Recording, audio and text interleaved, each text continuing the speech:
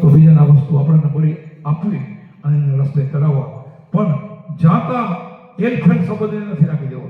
ગમે ત્યાં નહીં, માલવી મળે તો માલવીને ગોતીને સમજાવીને એને અનુભવી કરવો હોય તો પેલો સમજાવવો, પછી એને માણસ થાય એમ કેવું, પછી એને લક્ષણો આપવા, પછી થોડાક સત્સંગમાં આવતો જાતો કરવો, પછી એને ઉપદેશ આપવો, એવો બની જાય.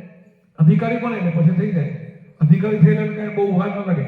અધિકારી ન હોય ને ડાયરેક્ટ કોઈને બે આવી દો એને લાગવામાં બહુ વાર લાગે, કારણ કે આ વસ્તુને જેને અજાણ સમજ જ નથી એને થોડુંક વાર લાગે.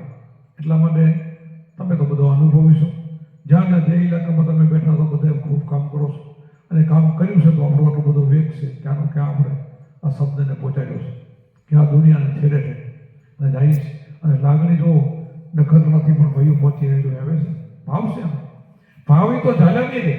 મહિને 2 મહિને એને મન થાય કાલો ગુરુદ્વારામાં જવું છે, આપણે સંતોને મળવું છે. ગમે સંતોને મળે એવું નથી, આપણા ગુરુને મળવું એવું નહીં. કોઈ સાચા સંતો આપણને મળીએ પણ હાચામાં બેહો, ખોટામાં નહીં. ખોટામાં આપણે નુકસાન થાય. ખોટા એ સંત જ પહેલા તો ન કહેવાય.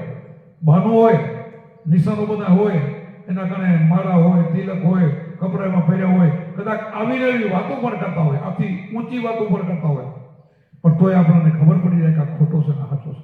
એટલે હાચામાં બેસી તો આપણને લાભ મળે, ખોટામાં આપણને નુકસાન થાય. ખોટો છે ને આપણને રસ્તેથી ખેડવાની કોશિશ કરે, વાતો હારી કરે પણ ઉપરથી ખેડવાની વાત કરે. સાચો હોય ને તો એ તો ગમે એનો ગુરુ હોય